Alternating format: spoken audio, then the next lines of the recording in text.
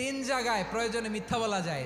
এক নাম্বার, আপনার ওয়াইফকে খুশি করার জন্য, সে একটু এরকম না বলে একটু কৌশল করে বললে খুশি হবে, ওটা বলা যায়। দুই নাম্বার, জীবন মরণের ব্যাপার, যান বাঁচানোর জন্য একটু কৌশল করে ঘুরিয়ে বললেন, এটা জায়েজ। তিন নাম্বার, দুইজন ঝগড়া লাগছে তাদেরকে মিলিয়ে দেওয়ার জন্য কৌশল করে একটু মিথ্যা বলা, ঘুরিয়ে বলা যায়। দুইজনের মধ্যে দেখলেন যে সম্পর্ক খারাপ, একজনরে বললেন, ভাই সে তো ওই দিন আপনার ব্যাপারে অনেক প্রশংসা। কি আমার ব্যাপারে প্রশংসা? কি বললো? এই বললো আপনি নাকি এই করছেন ওই করছেন, অনেক প্রশংসা। লোকটার মন খুশি হয়ে যাবে তার ব্যাপারে, ঠিক কিনা?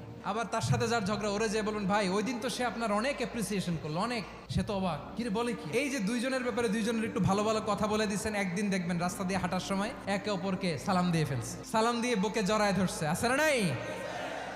আবার মিলমিশ হয়ে গেছে। কিন্তু আমাদের স্বভাব হইলো, দুই প্রতিবেশী যদি একসাথে বসে একসাথে হাঁটে, দূর থেকে দেখলে আমাদের জলে, আছে না নাই? ঘটনা কি? এই দুইটার মধ্যে এত মিল কে? এই দুইটার মধ্যে গিরিঙ্গি লাগানো যায় কিভাবে? আল্লাহর কাছে তওবা করেন, এই মানসিকতার যেন আমরা না হয়, আমরা মিলিয়ে দিব।